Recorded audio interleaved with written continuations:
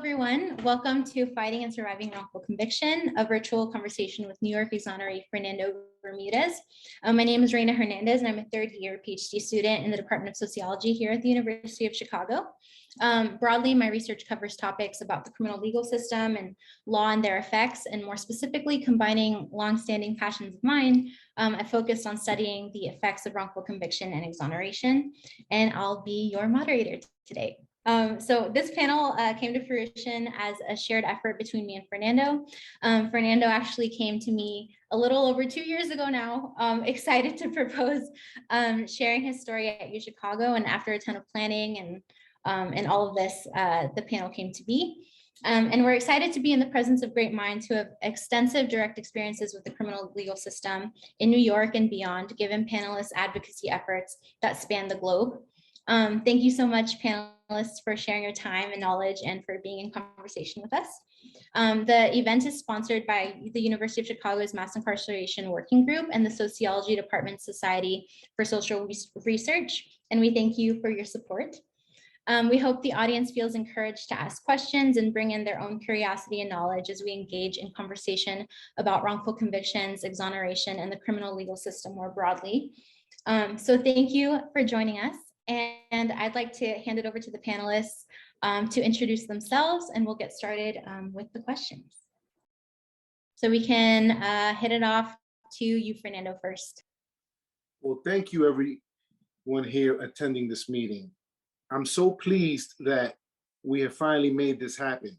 You know, I'm honored to be with this distinguished panel here who really care about the wrongful conviction and the effects of society, and in conveying the experiences that we have from this tragedy, a tragedy which has resulted in over 3,033 wrongful convictions since wrongful convictions began becoming documented in 1989. But there are so many other wrongful convictions that have not been documented, which just add to what is documented to be nearly over 30,000 lost years of innocent people since the documentations began.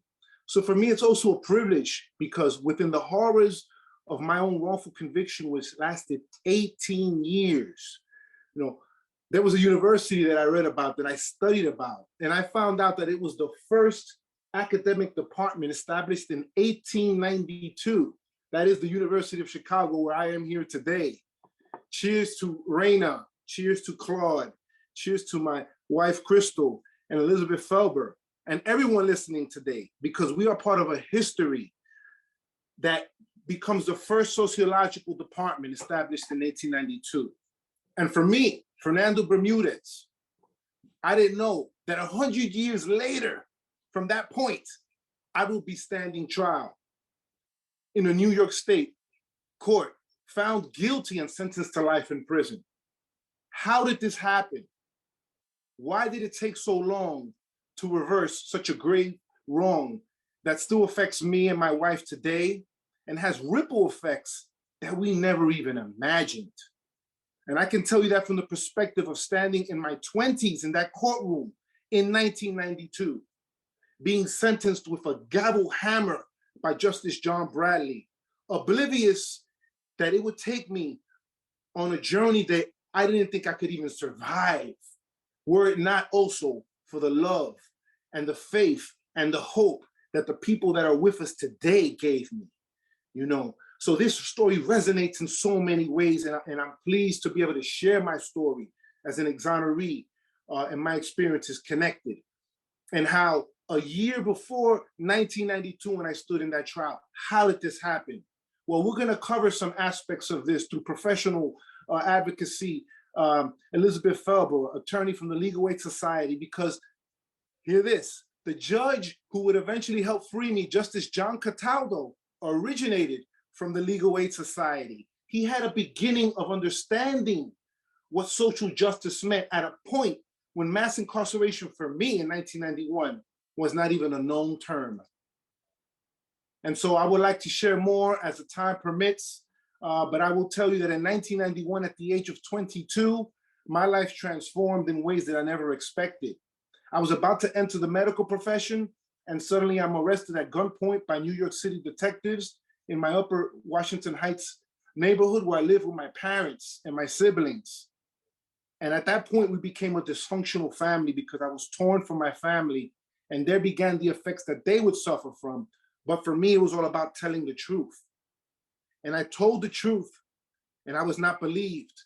And as we'll learn as I share more, that the truth can be stranger than fiction, as Mark Twain pointed out.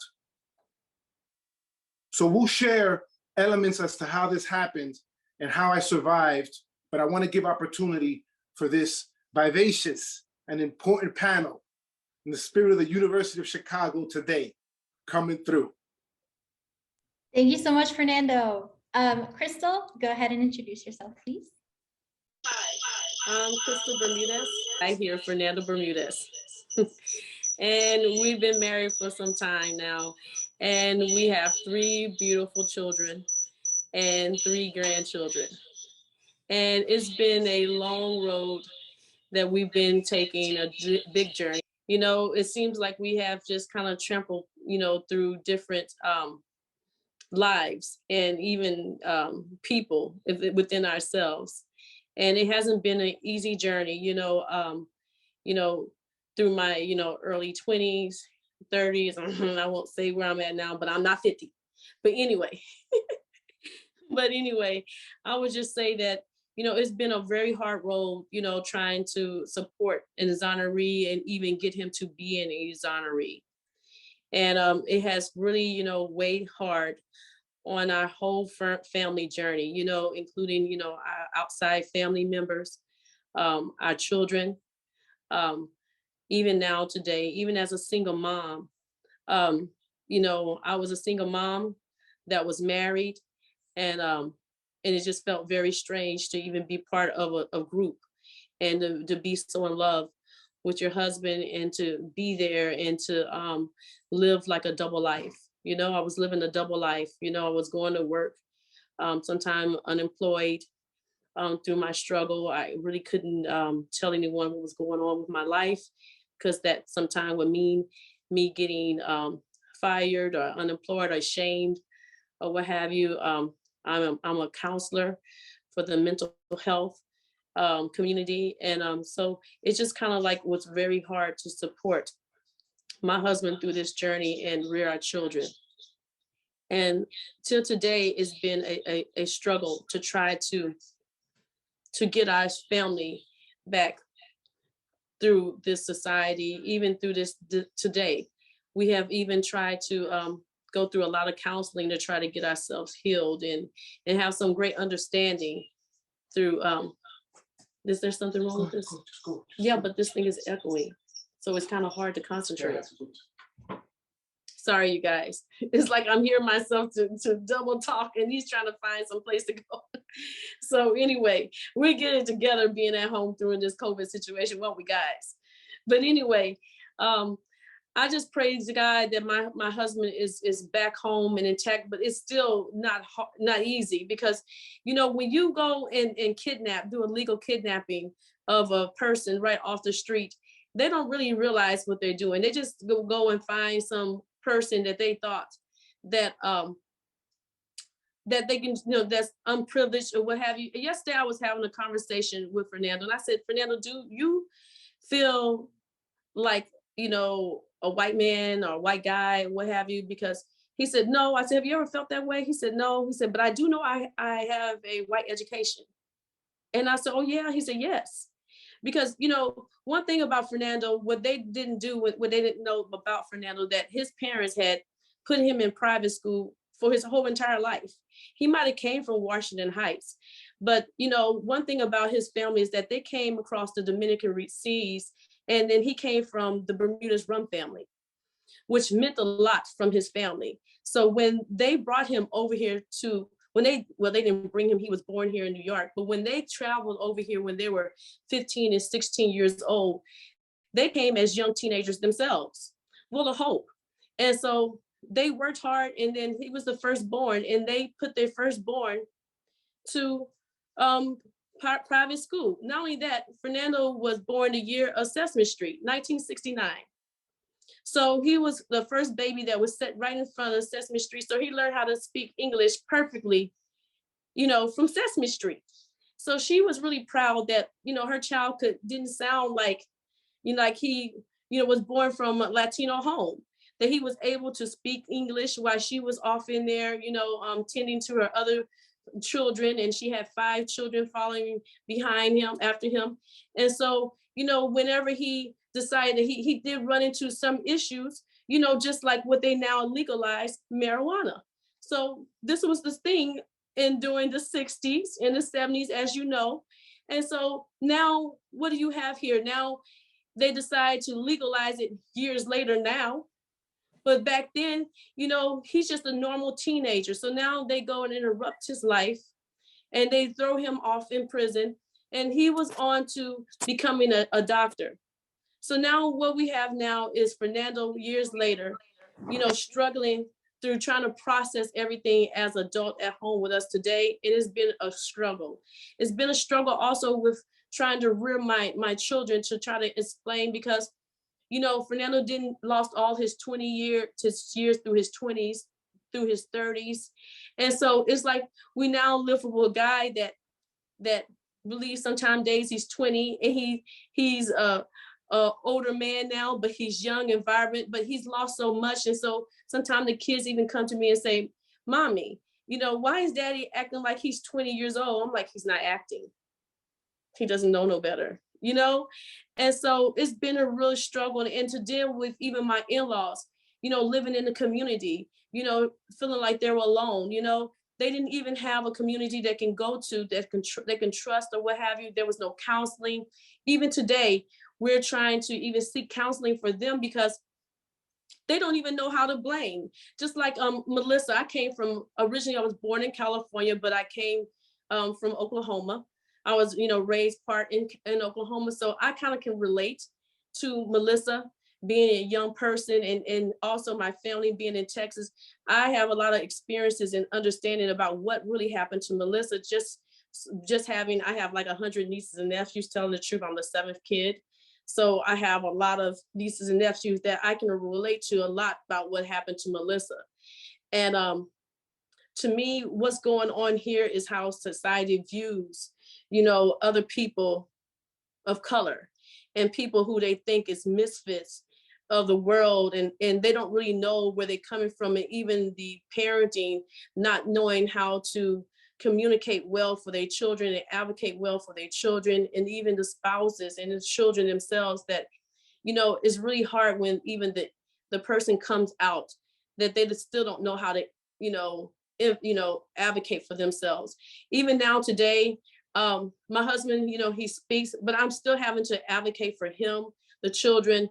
And then I'm seen sometimes as a bossy woman or what have you, because of, just he sometimes doesn't still have his voice, because it's hard for him to explain, because he went from mom's house straight to the penitentiary, and then now trying to explain his way out, but doesn't understand what's going on in this world. So I can tell you that, our middle child she's a political science major. She's also into journalism and art. And she's running several clubs. Today, she's actually in a Latina pageant.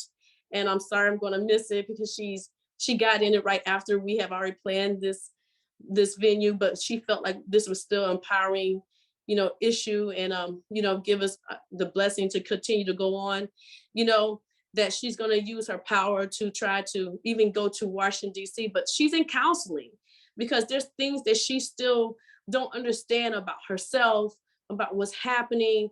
She's having trouble trying to fit into different situations. My son, he's homeschooled because he went to school in this neighborhood.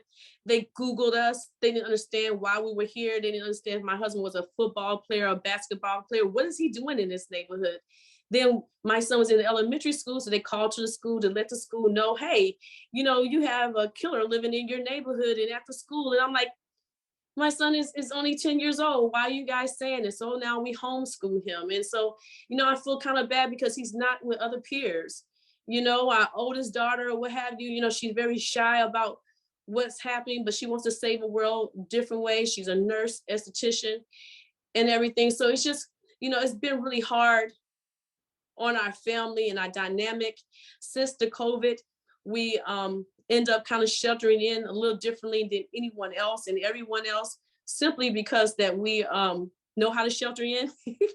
We're kind of used to it. But it's gotten hard now on us that we had to like take outside counseling too, because now it's like we're missing everybody. And for him, he started feeling more like he's in prison again. So those thoughts and feelings come in and out. And as us, it's really hard. How do we support him and us when it's just not enough help out there available out there to really help us? Not enough counseling out there, not enough people with experience to help anyone coming out here, and no programs out here to help anyone. And so that's what my position is going to be in the future, to try to establish, hope and help. Our home is even designed for people who wants to come here and get help. We've designed every just place for a sanctuary to make people, when they come here, that we can make ourselves available for counseling and help, even if we don't even have it all figured out and not perfect. So, that's been our position, since then and before then. And even as myself trying to support him through the years, it was very hard, going in and off of having his babies, the system, losing my job, trying to, when people find out what happened to me or what have you, it's just so much judgment, not enough understanding, and, looking at me as if I was a bad person. Here recently, I think my daughter was even questioned about, why would your mom even, talk to someone in prison like that? Like, why? Like, she's like, well, my dad was innocent, to make her question her being, was not nice for how it made her feel, So this is where we're at. And as a family, it's a lot more going on, and and a lot more to tell, but we're here for everyone to help them get through the process. Thank you so much, Crystal. Claude, go ahead, and then we'll go with Elizabeth, and we'll kick it off with our first set of topics. Oh, thank you. Journalists are a lot about questions. And from the beginning with Fernando, my big question was, how did this happen? It was very clear to me, really very soon, that he had done nothing. He hadn't been at the scene. He didn't know anybody. And they knew who did it, and it had been identified. And I kept asking, how can this happen? And today, Fernando, I can't tell you, and Crystal, I'm so happy that today the question is, how can we make this happen more often in terms of exoneration? I think that's a really important question, and there are people who are here. And, the answer is it should not have been as difficult. I mean, it is a victory, but it took, like Fernando said, and it was a price on his family and Crystal, it took 18 years.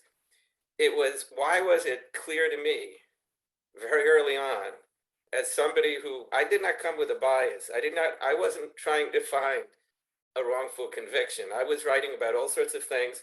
I went to the police department, it was called DCPI, every week, and I looked at all the cases. And then one day, there are a lot of coincidences. In Fernando's case, there were coincidences, but there were good ones. Like Fernando, our offices were on 14th Street. And Fernando's family had been posting on telephone poles at the time, anyone with information to, about this, contact. And I'm a very disorganized person. Fernando may or may not know that, probably. I'm a very disorganized person, but the benefit is I know I'm a disorganized person. And so they had little tabs, and normally you're supposed to pull a tab. And I really thought this is too important to pull a tab, because if I pull that tab, I'm going to lose it before I get to the door, and I probably won't do anything. So I tore down the whole flyer from the telephone pole. And I can only tell you, I felt so guilty when I tore that down, because I thought, what if someone else would see it? And I'm very happy in a way that I was able to make a difference. So a key thing that I believe out of this is I don't say there are bad people or good people, but I do believe that if you think you're good, you have to do good. And I think too many people feel good and believe right and so forth, but they then don't go out and do anything. And it's very easy, you know, like Fernando's situation went on for a long time.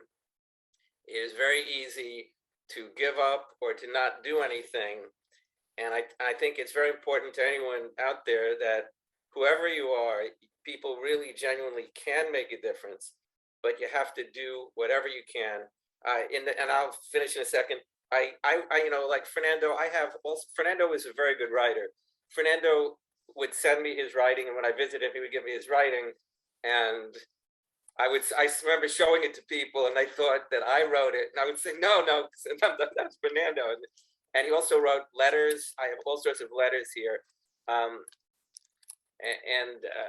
things like that. So Fernando used writing,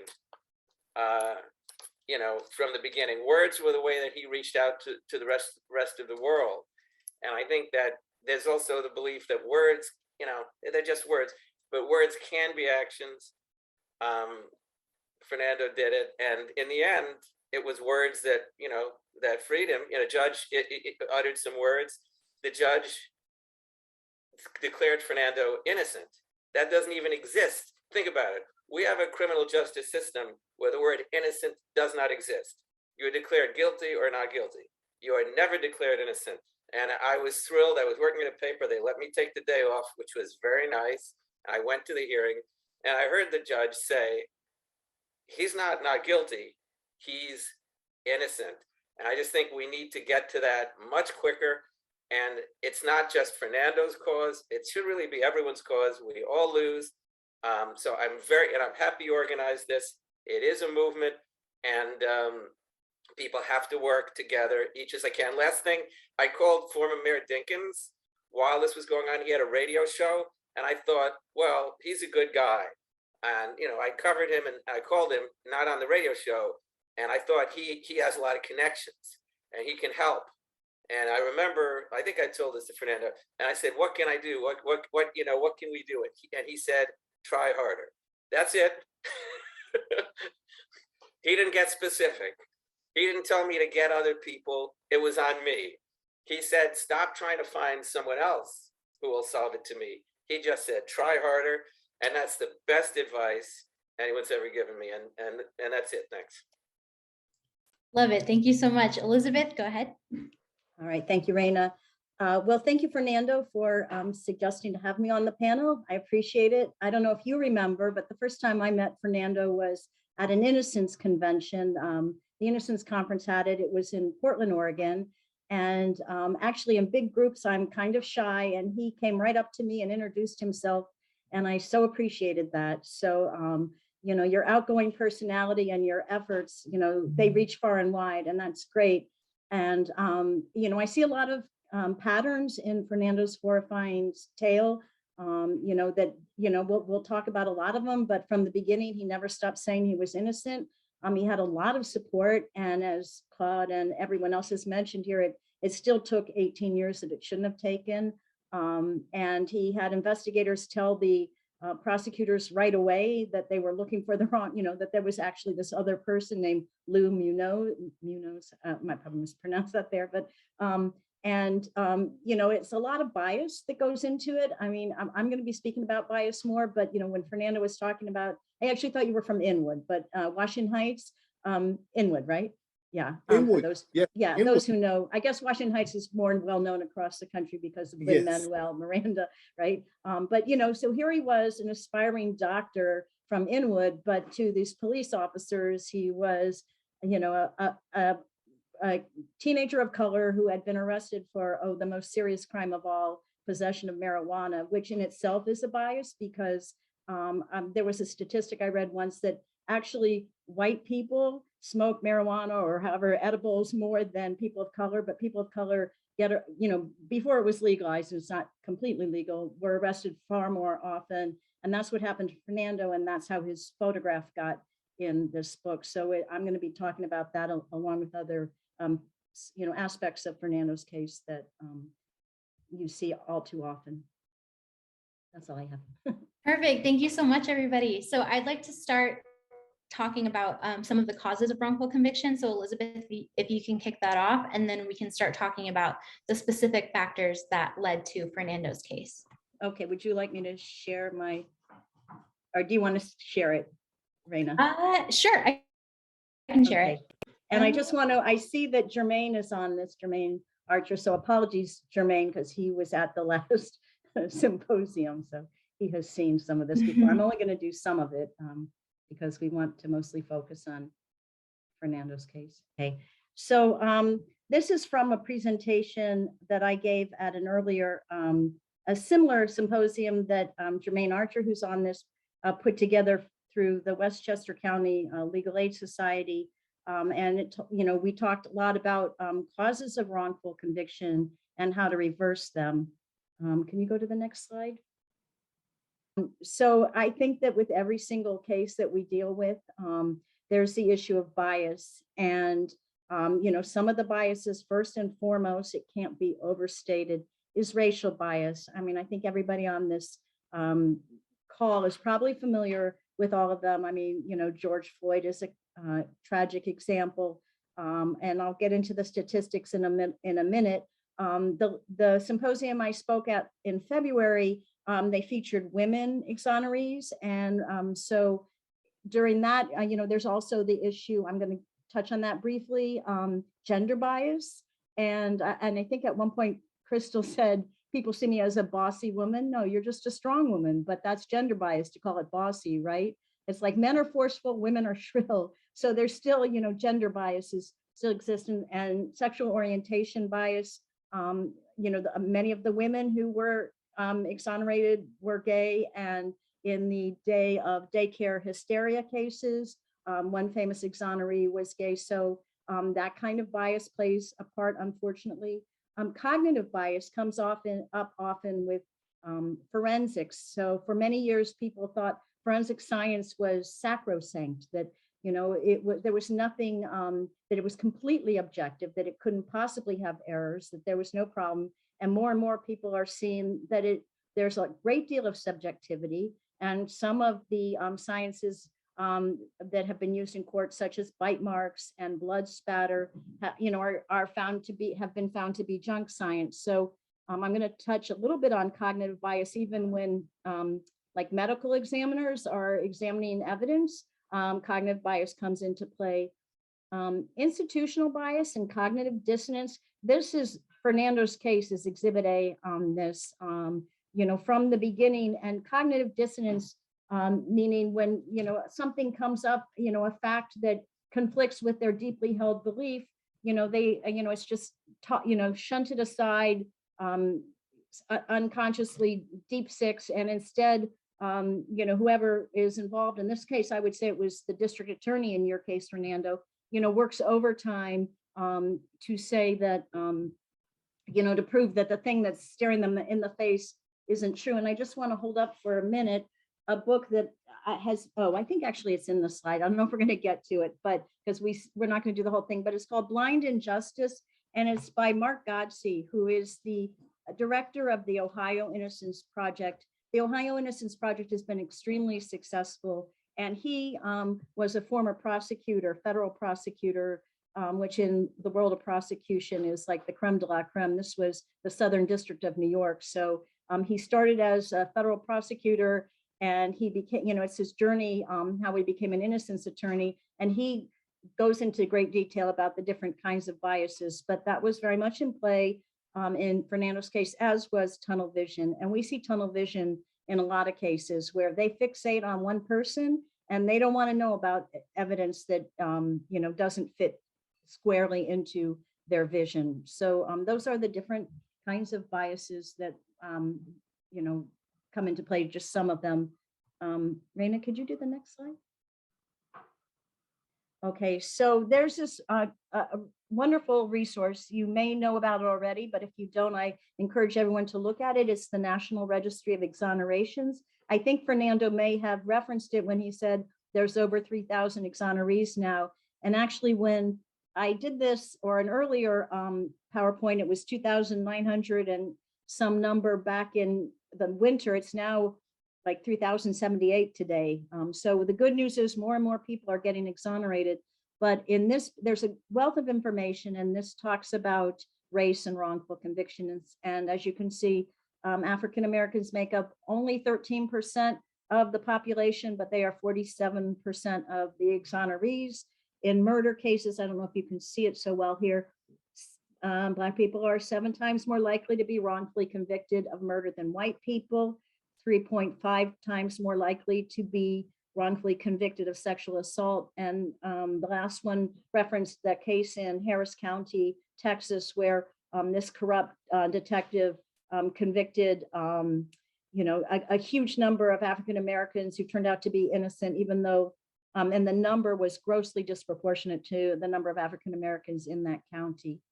Can you go to the next slide?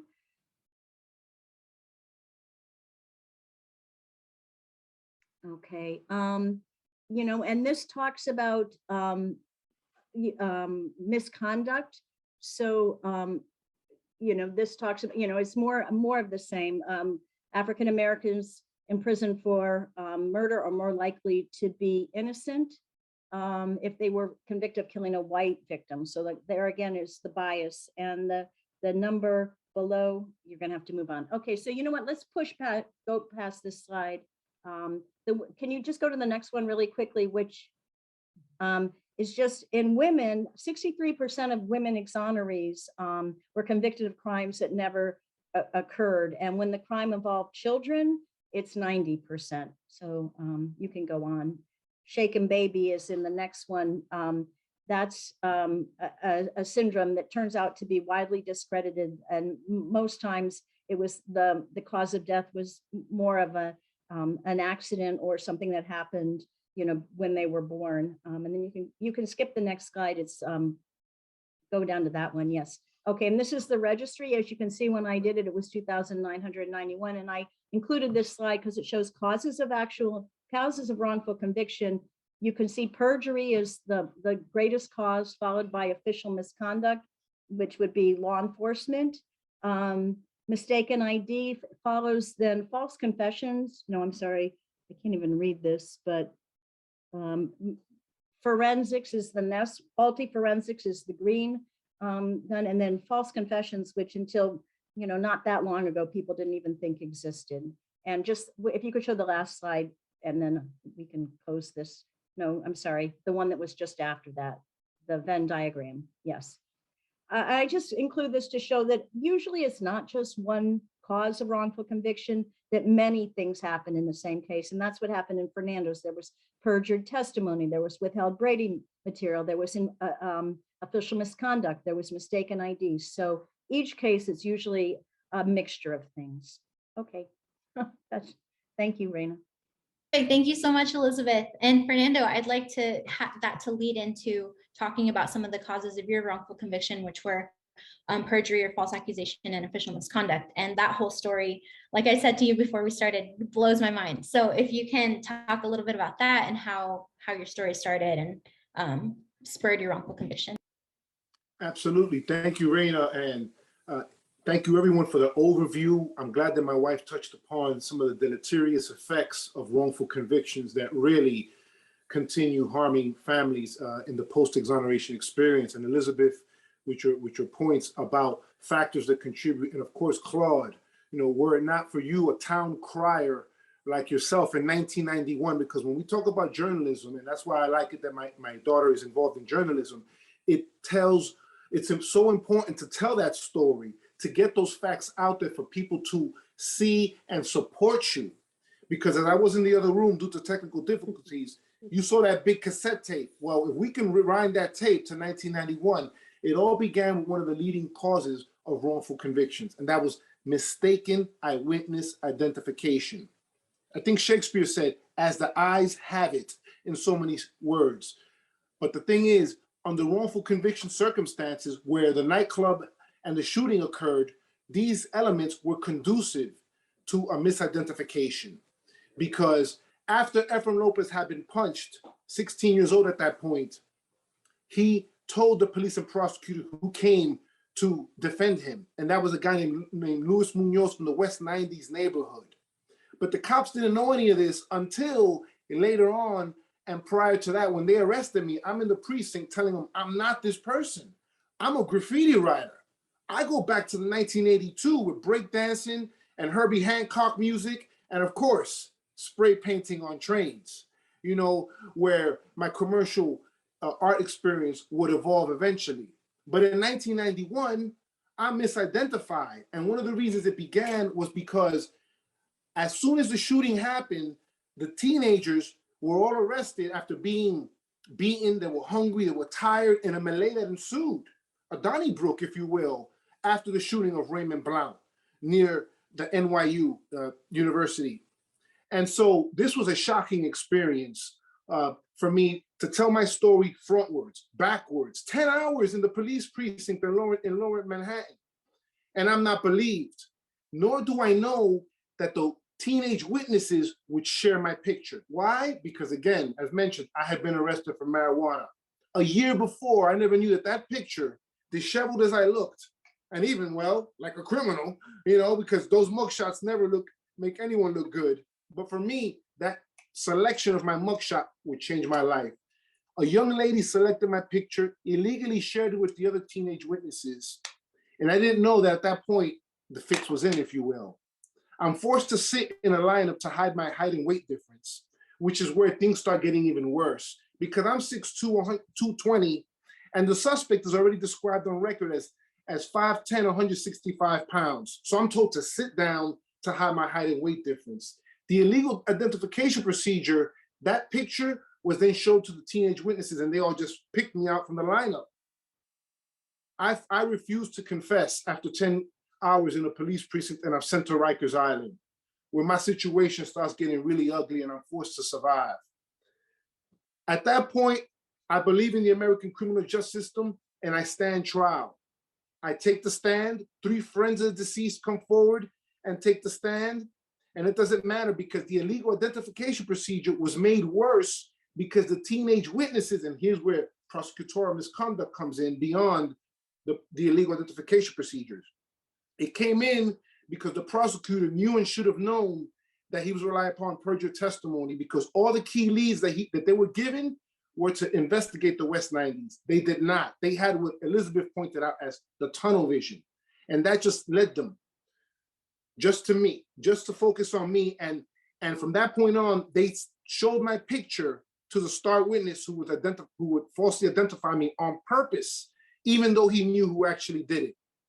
To make matters worse, then the teenage witnesses get their own unrelated charges dismissed if they testify against me. So I don't know any of this. I'm found guilty and I'm forced to fight for the next 18 years over 10 appeals, each one with a bizarre, unique draining on the human psyche within those prison walls, as my wife and I suffered through this experience and my parents just tried to find evidence. So my journey was one where prosecutorial misconduct, it should be held accountable, and it led and compounded my situation because the prosecutor on the eve of my trial, mind you, I'm going to trial now in 1992, and the prosecutor drops off boxes of material at my trial when my jury is selected. Too late, too little. We can't investigate. So at that point, by 1992, after I lose, all this evidence, the searching of the archives, Claude starting to scribble his articles because by now he's hooked. Claude is hooked, but there's another gentleman who's hooked, and his name is Mike Gaynor. He put on his hat, East Coast Detectives, and Detective Mike Gaynor, formerly a decorated Brooklyn detective, began investigating my case with Mary Ann DeBarry, a former nun turned attorney in her late 40s, and I became her first client. She was like a Joan of Arc with a law degree. And she went into the projects and began creating the groundswell effect with Mike Gaynor and the other attorneys who would join and stand on their shoulders to get a better look. And this began a state where even when you have the facts, as Claude pointed out, that doesn't mean that your evidentiary hearing is succeed, because court after court, particularly under the court that wrongfully convicted me, for the emperor there who had no clothes, he refused to admit he was wrong. And he would shush out Mary Ann DeBarry, a lady who stood 5 feet tall, 100 pounds soaking wet with high heels that would go clickety clack. And she had the energy of a hummingbird to write motions to defend me.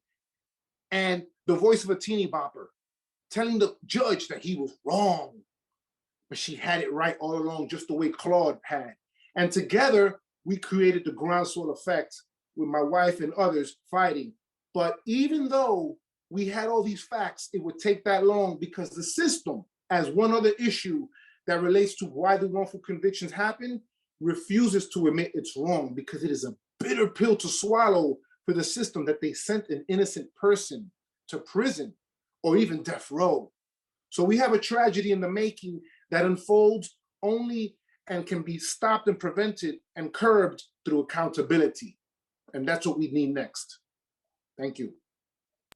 Perfect. Thank you so much, Fernando. So I'd like to talk a little bit about the road to exoneration. And aside from, you know, the PTSD, the trauma that has ensued after, you know, immediately after a wrongful conviction, even from the point of suspicion, like you mentioned, the road to exoneration it's unpredictable how long that will take. And there are many factors that contribute to how long that will take. For example, in my research, I talk a lot about how wrongfully convicted people experience the legal system while in prison. And I'd like to talk a little bit about that and the role of support systems in prison to help, you know, reach that actual innocence declaration and to reach exoneration. So I'd like for Fernando to talk, you know, you can talk a little bit about that and Crystal's role and Claude's role. And, you know, Elizabeth, jump in, you know, when possible to talk about your investigatory role, you know, during the incarceration stage, because I don't think that gets a lot of attention or it gets enough attention in the space. So yeah, take it away. Well, I can say that the process of filing appeals is one of hope, where you cast the line, you send the SOS distress signal to other courts that they can see something is wrong. You know, that you are stuck somewhere where the Constitution has to shift to protect you. This is where you're depending on some of the issues embedded in the American criminal justice system to still help get it right. And in that process, you're forced to wait. So wait involves the aspect of your life just passing by as you sit in a prison cell. For me, it was a 6-by-9-foot prison cell where I was forced to wear this shirt for 18 years. 17 if you count upstate, 1.5 if you count Rikers Island, where you can wear anything because you were still not convicted and you still could wear your civilian clothes. But once I reached upstate, once I was found guilty, I was forced to wear this shirt for over 17 years. And it was my clothing of humiliation, in addition to the shaved head that I would be given when I first landed upstate, saying goodbye to Claude and all my loved ones, on a journey that I was not expecting and that I didn't want to go on, you know. And I had to wait for the appeal process no matter what. And for me, it meant trying to learn the law, understand that you know, for me at that point, incomprehensible language of Latin, you know. But Marianne started teaching me Latin, and she started helping me, encouraging me to go to the law library, and I started getting involved, and I started learning, and I started communicating. For me, writing letters was a way to get people to listen to me, because it was a waiting period. I could not go anywhere. I could not go get some good food down the block like most human beings. I could not go hug my family or my wife and my children, you know, who were coming to see me religiously, you know, throughout my experience. And it was heartbreaking for me. And so I had to wait. But at that process, the appeal is one of hope. Every year, thousands of people cast their appeals as if some sort of lottery, hoping they get that winning ticket at a chance of freedom. And it's not always that they're innocent. It's just that sometimes a technical issue can help mean the relief you need to get out of prison. But overall, it's a very arduous process where, for me, each time that I got hit with a loss of an appeal, it broke my heart. And I would walk around the prison system split in several ways, where I could only recuperate through the faith in God that I had and that my wife helped give me, and the encouragement that she gave me, along with my parents who began investigating. You know, I have pictures that I have of the journey, and you could see some of the players at some point that I could share, but the appeal process was long and hard. And one of the toughest appeals, I'll just say this quickly, was that in 2005, I went to a habeas corpus hearing, and I had been 10 years upstate in prison. It wasn't 2005, it was actually 2001.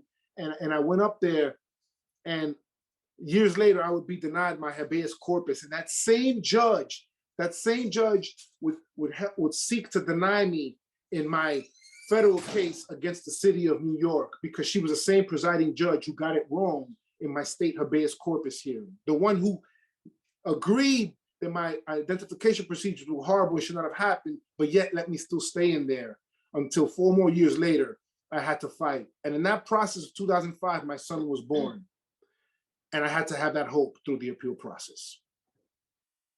Yeah, and thank you so much, Fernando. And Crystal and Claude, if you guys can jump in with your role, you played a huge support system role. And Elizabeth, I know that lawyers also play a huge central support system throughout the prison experience and even after, to where your legal responsibilities kind of extend beyond what your role is.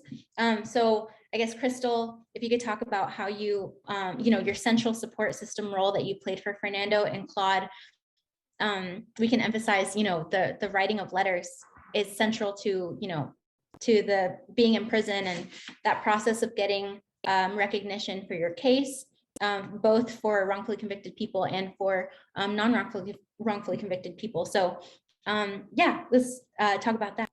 Our journey was a long journey. I mean, I went from, I suffer from dyslexic, and it was really hard for me to start writing Fernando, because I mean, he started critiquing me.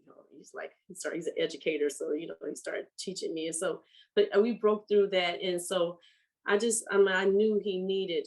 I mean, I'm a pastor's kid, and my mom, she's a pastor also, and she's a school teacher, so. I just started journaling to him and writing him, and I learned a lot from him, and we learned a lot from each other. And so I just started every day writing, journaling to him and writing him, and it just became healing for both of us. And I stayed in Oklahoma for a bit while as we were still married, and his mom asked me to move to New York, and so I relocated to New York midway from in our marriage, and I relocated to New York over 20-something years ago. And in that journey, I lost everything, but that's okay, because he's home now, right? But in that journey, when I did, our family began to grow, and we began to write every week, and every week I would go down there to see him religiously. And I was so driven, and because he was innocent, I'm like, you know what? I'm going to be the first one at the door. And with that, I end up he started having me take other women just because I didn't have any money. And I had an accident with my hand where I couldn't work. So I had to go through 3 surgeries. And so I started taking the women down there. And so they loved that I got there before the buses and everyone else. So that was my transportation and money for getting him going to see my husband and taking the kids and being able to be that support, because I felt like he was innocent. So I'm like, listen, he's just falling to pieces. He needs as much strength as he can. So every week I would go down there and take a couple of family down there or what have you. I wouldn't even have enough to probably break even. So I wouldn't even eat. I would just let him eat, the kids eat. And all I wanted to do is just be there for him. I will hold back my tears. I would tell the kids, just hold back your tears, because your dad just really couldn't handle it. Then we would go into the van or car that we had. I broke down several cars and vans trying to get there, because I didn't have money to even get oil changes or what have you. It was only God that even got me through. I think even, I won't say, but I believe Claude helped me one time, fix my car to get down there to see. Thank you, Claude. And one time helped me move. And so we all helped each other as a group, to survive. And I would go down there to continue our strength. I would go down there to the trailer visits. They were every 3 months, and it was 3 days. And we made sure I didn't miss anyone, even through blizzards. I would go get a hotel, and we would just sit there and wait throughout the storm. I would call my dad, and I didn't know how to really drive in snow because Oklahoma has snow, but not like that.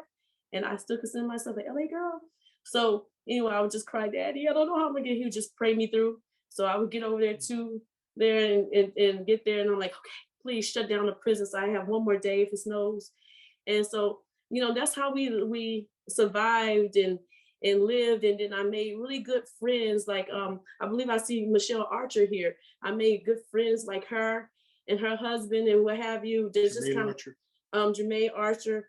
I just made friends like her who encourage each other to get through these tough moments, to just encourage him and remain in contact with Claude and others. We just became family. And it was really hard.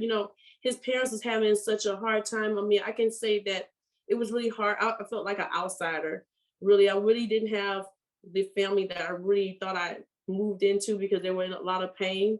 So I had to leave New York and move to Connecticut. And it was just a lonely feeling. My mom, she soon got dementia and then passed away.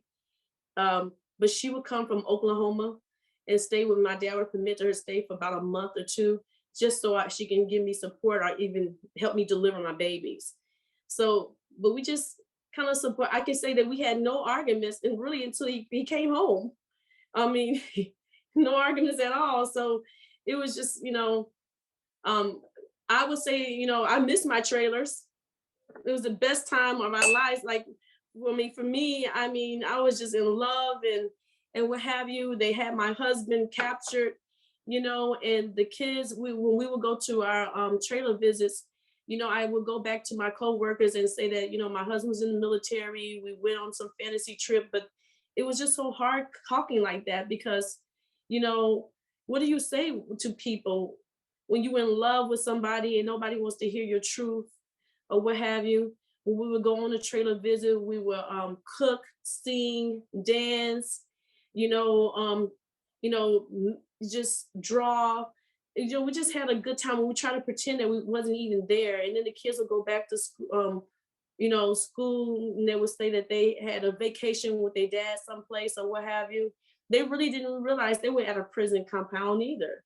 So that's how we did to get by. And I didn't have any money to go back home to visit my relatives in Oklahoma. Most of them ended up passing away before I even got to see anything. And when I did see my sisters again, they were all old. And my nephews and them, they were all old again. This is taking a lot out of our whole family, to live such a strained and stressful life and, what have you. But I can tell that I really miss Claude. I miss our little groups that we had. I miss our family groups and what have you, but it's been a long, hard ride, an hour drive to 2-hour drive down there to see him each and every week. And the phone calls, I just want to add one more thing. They used to rip us off to even talk to them.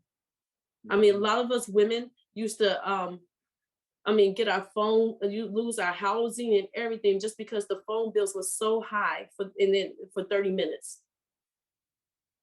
Thank you, Crystal. Yeah, I think it's so important to highlight the effects that, extend, like you said, ripple effects that extend from not only the person directly affected by the wrongful conviction or by prison time, but also to the family, even, extending to the lawyers, to the journalists, to anyone involved in these cases, because I know it takes a village to reinvestigate or to provide a support system for people, and especially also when they become freed people.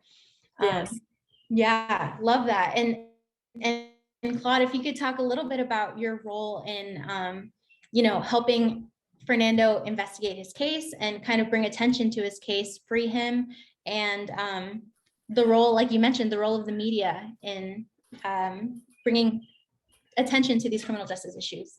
Okay, thanks. Well, first of all, let me tell you, I said that it was clear to me that Fernando didn't do it. And the question is, well, why was it clear to me and not clear to the prosecutors, to the police? And I would tell you it's because there was something so obvious, they had to make a huge effort to ignore it. The main witness, that's the first thing. So I was completely convinced earlier on. I mean, this was not like 50-50. This was just clear to me. The main witness, there's stranger on stranger identification, which means two people don't know each other, and that's wrong. But then there's also when people know each other, that's difficult to get wrong. You can lie, but they arrested a guy, and Fernando, he identified the shooter. So the guy told the police and the prosecutors who did it. The problem was in that world, like my kid, I just saw my kid, they don't call anybody by their name. Everybody has nicknames. In this case, whatever. They identified the shooter by the name Wolu. And there is nobody in the phone book called Wolu. And so they identified and they gave Wolu's address. So the first thing was, the only one who knew for sure who did it had identified the shooter by name, and he had given an address. The police, the prosecutors then removed that section of the tape. I don't know if it was the name and the address, but they removed the section of that tape that they gave to Fernando's lawyers, so they could not identify the address. They couldn't find who Wolu was, and they went into court and they said Fernando's Wolu. And I think Fernando, I can't imagine what it was like for Fernando, because he's not Wolu. And they kept saying Wolu did it, and they were right. But this guy was not Wolu. Wul means crack. Lu is for Luis Munoz. And so they had identified who did it. Mike Gaynor found Luis Munoz in Georgia. He had run away. He was working in a restaurant. He had a criminal record. And it was just, they were told who did it. So that's how I knew he did it. And like Fernando and like my wife who's here, I lost a lot of sleep because it was so obvious that Fernando didn't do it. I lost sleep, and that's one reason that I didn't walk away was, first, I didn't want to walk away from Fernando and his family. People make so many mistakes. As a journalist, you see mistakes. I make mistakes in every article, and we correct them in 5 seconds. In his family, they all called me Sonny because my last name is Sonic, and so they just called me Sonny. So there was even misidentification of me going on every day. But the question was, and then I got to meet, and talk with Crystal and the parents and the whole family. But anyway, the question was, I was at a small paper, and there were 2 cases at the time. There was Fernando's case, and there were some other kids, also minorities, who had been arrested for murders. They were the first and second homicides of the same police officer. It's the same cop. And the other family, and it was families in both cases. I'll tell you, family was important. In both cases, the family said you got the wrong people, and it was the same cop, first and second homicide. And by the way, the other case, Luis Kevin Rojas, he would eventually be exonerated, and so would Fernando. It was the 6th precinct. It's Greenwich Village, the same cop. They all got it wrong. And so it was very important for me to be convinced, because it's very easy to convince yourself you're wrong. And when I saw the other case got overturned, then I was even more convinced Fernando. But again, I was in a small paper. Here, this is the article. It's kind of upset, but it was a small paper, and so we could write about it, but that wouldn't make a difference. So we wrote about it. But there were other things. There was this book by Scott Christensen, and Fernando was on the cover, and Scott was so convinced. Scott was like a real crusader. He did everything for free. He devoted his life to helping all sorts of people. I remember the first time I met him, he drove down from upstate. It's amazing his car even made it to New York City. It was the junkiest car. And Scott was like a very smart guy. He put Fernando on the cover. And so we started doing is we bought up on Amazon, right? So all of the copies of the book, and we started sending them out. The problem was most of them didn't have a cover. And this was Fernando's picture. The cover was just the cover of a book. So then we went to Staples and this is not a real cover. We copied the cover, and so we put the cover, because the photo, people weren't going to read the book, but they were going to see the photo. And so we put that there.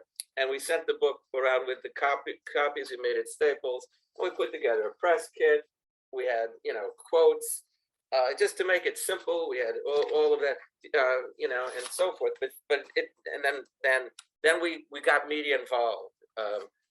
Court TV, where I was working there, we got a press release from Court TV. There was a new head of Court TV. I can't remember what it was. And I knew that Court TV had a show about wrongful convictions. And I went up to the editor, who was at that time a very ethical and hard-driven guy. And I said, "Look, can I interview the guy from Court TV? I understand that it doesn't make sense for our paper." It was a very long thing. It really didn't make sense. And I said, "But look, I want to ask the guy. He's got a show on wrongful convictions. I want to try to get him to take this case, and this way I can talk with him." And he said, "Sure, we'll make it work." And I interviewed him. His name was Henry Schlief, I think. And at the end of it, I said, "I love your show about wrongful convictions." And then he said, "That's my favorite show." And I thought, that's good. And then I said, "I know a case that I think would be perfect." And he said, "Yeah, tell me about it." And I told him about Fernando. And he said, "We'll do it." And that was, it took 30 seconds. The guy said, and they then reinvestigated the case. And they ran an hour-long period, and my wife saw it, and to see, they were interviewing the people, the witnesses who said Fernando didn't do it, and they concluded, it looks like he didn't do it, but so forth. And then Mark Wishengrad made a video of different TV coverage and so forth, and Fernando, meanwhile, is writing letters to everyone from Senator Patrick Moynihan to McCloskey, constantly writing letters, and some of them were responding. He's sending me all sorts of information, and he would put it as, I don't know if you can read it, but it says legal mail, because I wasn't technically part of his team, but I really was kind of it, and that meant that they wouldn't open it up. And then eventually Scott and I kept calling the New York Times, and then the New York Times put Fernando, the article was actually on the front page, which was shocking, because this is an old case. But if you read the headline, his accusers recant, because everyone had recanted. Fernando remained in jail for many years after all the eyewitnesses, and there was no friendship. The only evidence was the eyewitnesses. And they had been held for many, many hours, and they were kids, before they picked a photo. And they had recanted for many years. And the judge who, I think I can't understand it, Judge A.K. Bradley, he doesn't even have a name, he has initials, which is not a good sign. They kept him in jail for years afterwards. And the Times article was great because it's the front page, but he said but convicts' hopes still fade.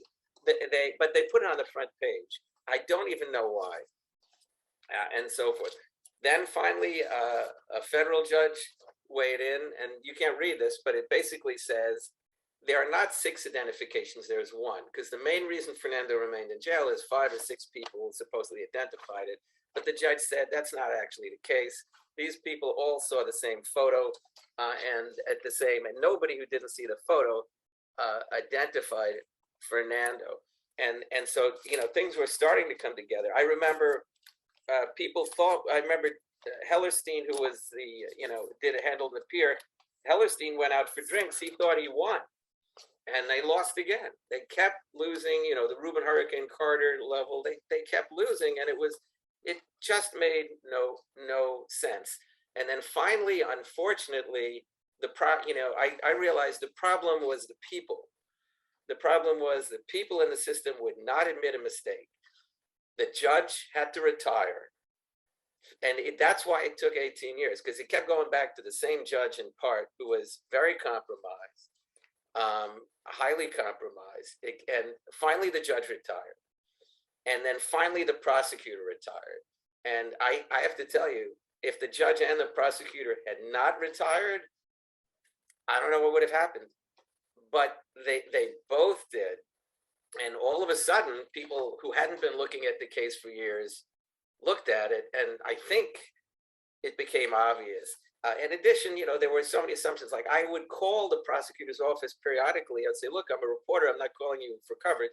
I would call them, and I would talk with the cops and the prosecutors, and they would say stuff, and I would say, "That's not true. That's wrong." They would say his girlfriend was. They had so much incorrect information. And the cops would say things like, he's a frequent flyer. In other words, if he didn't do this, he did other stuff, and he's just a criminal, and he's not and so forth. But eventually, it got eventually, you know. Oh, and and then what happened with Fernando is, like, I still remember Crystal was very upset. I got very few calls from Crystal or whatever. This was the most upset I maybe had ever heard anybody. And the prosecutor said to Crystal and to Fernando, if you admit you did it, we will let you out. And Crystal didn't know what to do. And Fernando said, I'm not going to do it. And she was just upset. She wasn't upset with Fernando. I think she was upset with what they were doing, which was they were saying, we're going to let you out, which means we know you didn't do it. But even though we know you didn't do it, you have to say you didn't do it, that you did do it, so you won't get any money. You'll be a felon for the rest of your life. Your life will continue to be ruined. And Fernando refused, which took a lot of guts. And even the lawyer was upset because they're going to let him out. But they stayed true, and they refused to make that kind of deal. The system was continuing to try to exploit him. And what was happening was the prosecutor was trying to prolong the case, because the prosecutor by now realized that it looked like Fernando was starting to win. And the prosecutor kept prolonging the case because the judge wanted to retire. This went on so long that even the new judge wanted to retire, and the prosecutor knew this judge, unlike the first who had been a prosecutor, I believe, this judge came from defense or whatever. They wanted this judge to retire. And then the judge said something that made me feel good at some point. He said, this case is significant. And I believed when he said that the case was significant, one of the reasons was it had been on the front page of the New York Times. There had been an hour-long documentary. It had been in the New York Law Journal. And it was, injustice depends on keeping people invisible. And when people are put in a prison, there's no sidewalk from the parking lot from the families to visit them. There isn't even a sidewalk. People would have to, and when you visit them, you see all these people, and it's like Crystal was saying, the families have to even keep it secret because they are discriminated against. And so it all depended on being invisible. And they wanted him to admit guilt and continue invisible, and they refused. And then eventually the judge said, it's important. And I think he meant in part, it had been widely publicized. And then the New York Times, which had covered it, put a reporter on it. And that's Barry Sheck. Sorry, what's his name again? I forgot. That's not Barry Sheck. That's the lawyer. Oh, man. Barry Pollock. Barry Pollock. And Barry Pollock. And if you look at it, people matters a lot. Barry Pollock is the same lawyer who had got Martin Tankliff exonerated.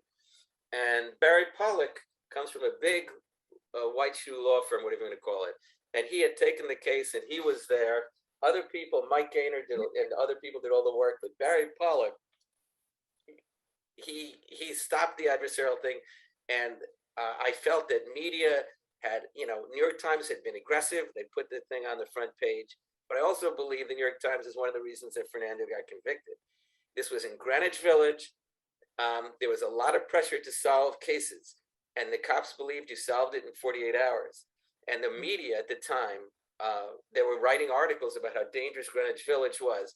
So I think the New York Times, and the New York Times was doing that coverage of Greenwich Village.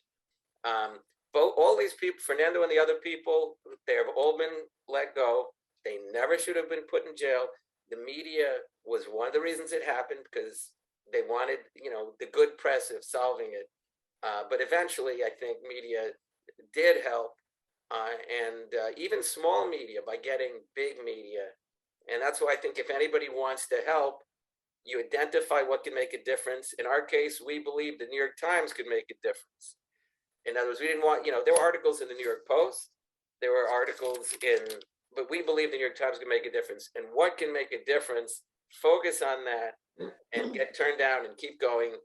And eventually the difference happened in this case, and that's it. And it's because like Crystal and Fernando kept fighting and focusing, and eventually, like Fernando kept saying, you know, the truth will out, and then Fernando finally got out. But the truth was always there, which is to me the really tragic thing. And how people were able to just lie about it and deny it is more than a mistake. Wrongful convictions may be about mistakes, but like Fernando said, people don't then refuse to admit that they are wrong. And it's as if they are in trial, and they are not. It is not about them. And that's why they fight, because until they admit it, there is no error, and they're not wrong. And they just have to understand they can be part of the solution, and as opposed to choosing to perpetuate the problem. Perfect. Thank you so much, Claude. So and that brings up an important point about the role of prosecutors, the role of official, how official misconduct plays a role in perpetuating these cases. And so keeping transparency, keeping authorities accountable is super important. And so I'd like to move on for a few minutes because we do have to keep a little bit of room for Q&A, or I'd like to. If we can talk about, advocacy and, the role of advocacy today for these cases. Fernando, what you do with your art. Elizabeth, your reinvestigatory role at the Wrongful Conviction Unit. Claude, your journalism, your plays, and how that plays a role in bringing attention to these cases. And the role of advocacy, and what can we do, as a public to bring attention to these cases, and just be an advocate for criminal justice reform and even abolition. Well, if I may say, how much time do we have? Because I want to ensure some question and answers for anyone in the audience. And again, I want to thank everybody attending. Thank you so much for being patient. If you have questions that, I would love to have time to answer. Stick with us. Again, the University of Chicago, where coffee is even better. Yeah, we have, we are running short on time, but I'd like to show some of the advocacy work that you've done, especially with your art and these different forms of advocacy that you all have engaged in so far. Well, I'll say this briefly, that during the COVID, there came a time when we were, the world was being quarantined and we were forced to stay home a lot. And I had the privilege of sort of coming out almost like a semi-retirement of some of my criminal justice work. I had settled in North Carolina, this being the 7th year that we moved to North Carolina. And it's a blessing, because Mary Ann DeBarry, once she passed, it's almost like she blessed us to move, because in that same vein of her passing, we heard that we got the offer, and our offer was accepted to move here with this house, this beautiful house we have. And so during that time, once 2019 happened, after some years in North Carolina and settling and doing the best I could, being a dad, being homeschooling my son, being with my wife and doing criminal justice work, COVID locked us down, and I was able to get an offer. I was working with New York's Innocence Project for some years, doing a lot of social justice work and lectures. And then suddenly I get a job offer from a group called Represent Justice, representjustice.org, who Raina knows. And for 2 years, I worked with them, eventually earning an Art for Justice 2020 fellowship. I like the way it sounds, fellowship, in which I was able to lecture during quarantine to many places. And it was a blessing. It was a dream come true after lecturing in 2019 with my wife in Germany. And that's where we began together, the Apple Seeds for Justice, in which from those years on, particularly 2019 and on, we were able to help people.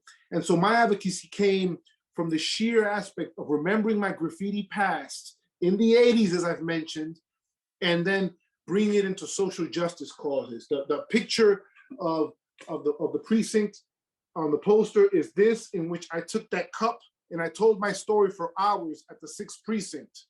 And this picture depicts that night in 1991 of the summer. And from then on, I continued just doing art for different causes, just in my way where I could help social justice causes. That the state of Melissa versus Melissa Lucille, who just got off death row. Other causes, such as Julius Jones, to fight for him, my wife and I, off of Oklahoma's death row, where he was safe and is still fighting for his freedom. So I found that my graffiti past would be an opportunity to just give people opportunities to have hope. This being a card that I sent to thousands of prisoners through a holiday card company, which commissioned me to do art. So I found that my past can continue in the future to create opportunities to encourage others to believe in the wrongful conviction harm that we can make a difference about. So for me, it became a matter of rising up during the COVID and becoming a person who would transform himself through art and the aspect of storytelling to enhance it. And that's what I seek to do today in instilling my story through art and other messages to be able to share my experience even that much further.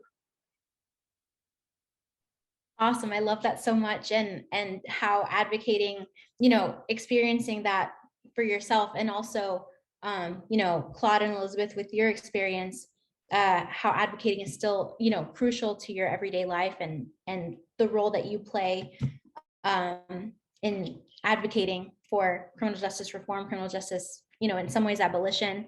And Elizabeth, if you could talk very briefly about your role at the Wrongful Conviction Unit in investigating these cases now. So can you just define briefly? I'll just limit my comments. A couple minutes. Okay. So we began in 2019, and at first we had a few people write to us, and now we have a wait list of 200 people. People write to us, and we take their cases, and we start with the cases where we feel like we have what we call a path to exoneration. We track down old witnesses. We track down evidence to try to get it retested if possible. And I do just want to point out that a lot of the cases came from the time when Fernando was convicted in the early 90s, really was the start of mass exoneration.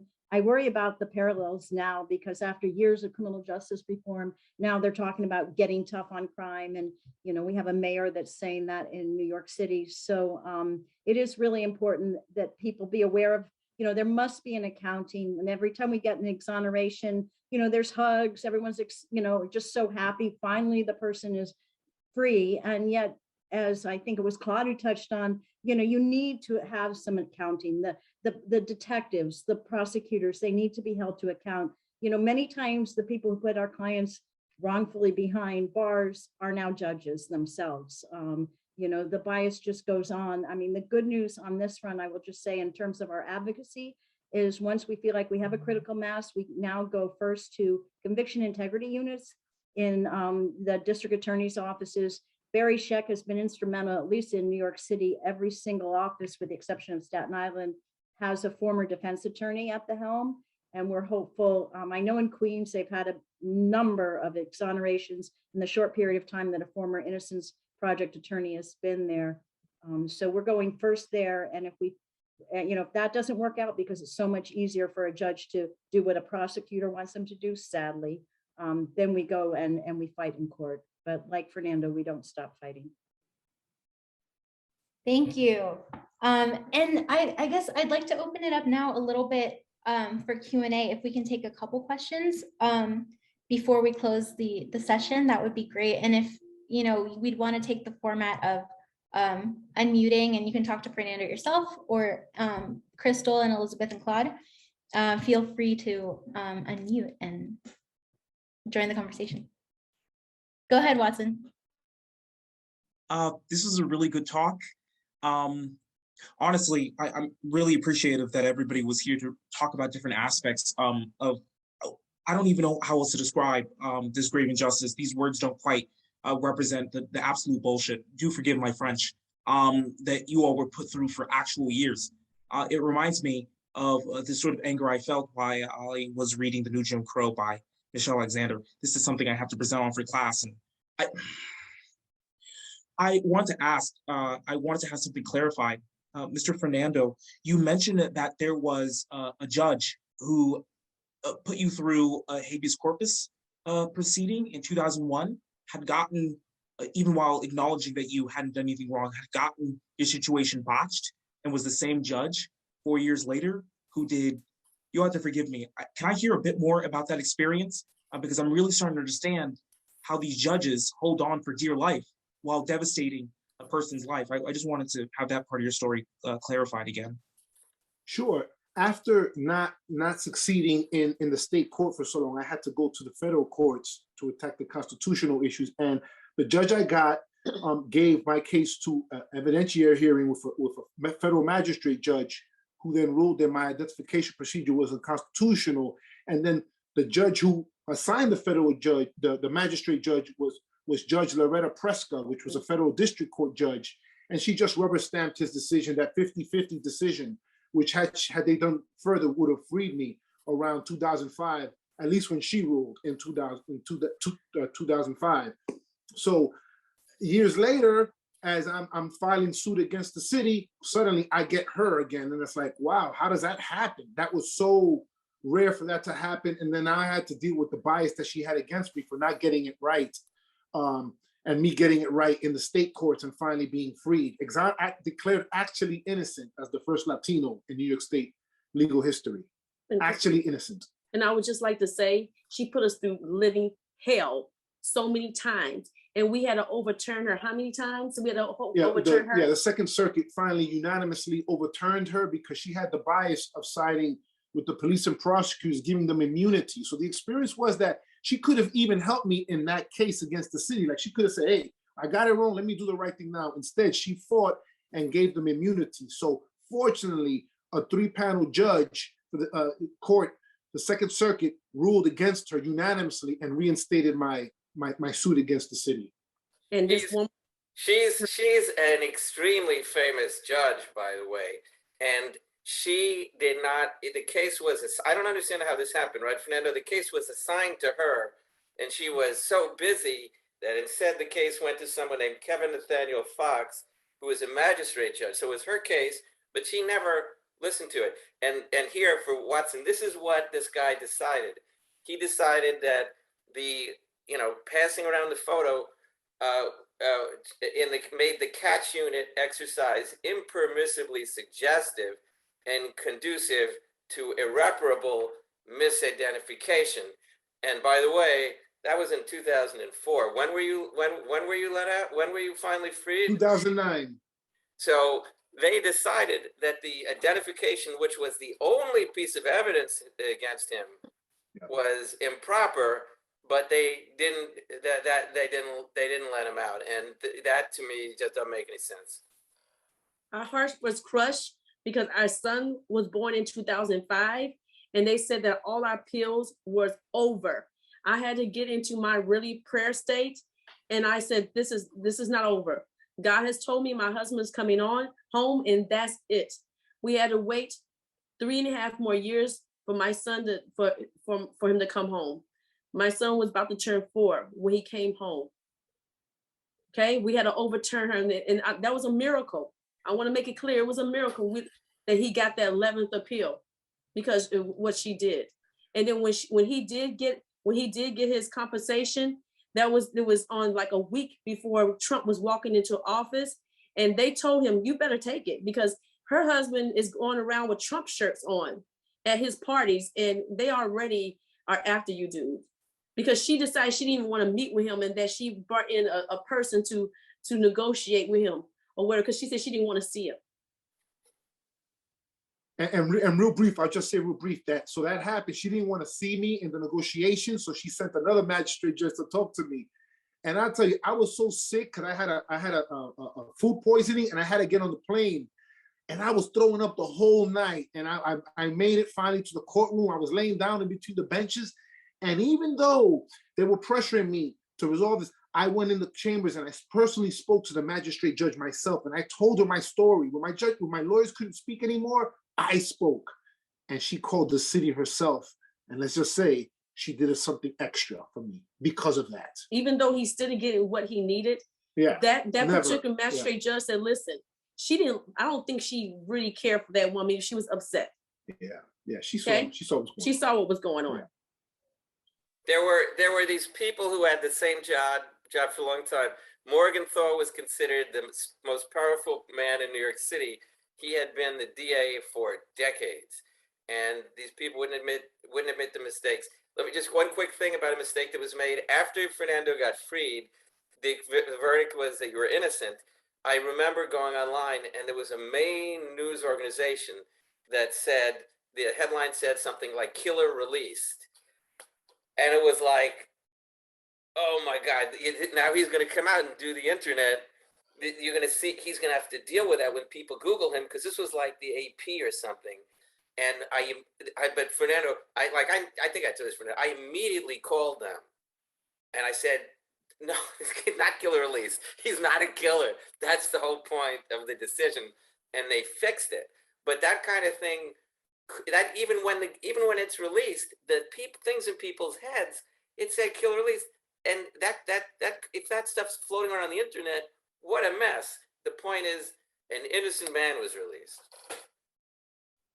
That's amazing. Yeah, and that shows both like all different kinds of elements that play a role in both before and after wrongful conviction, with like pressure of, you know, political pressure, the role of the media, and yeah, all of those factors that can either perpetuate stigma or, you know, go the other way and hopefully mitigate it. And, you know, that's the same for, you know, unfortunately having to worry about the stigmas of prison time and the criminal label, not just for wrongfully convicted people, but also for anyone who's experienced the criminal justice system, even those not convicted, held in jail, and all of these, you know, different people who have been affected. But yeah, thank you everybody so much. We've run out of time. Unfortunately, there's so many things that we could have talked about and everything, but yeah, thank you everybody for joining us, and I really appreciate everyone coming. Fernando, Crystal, Claude, and Elizabeth, thank you for an amazing conversation, and I look forward to keeping in touch. Thank you. Bye everybody.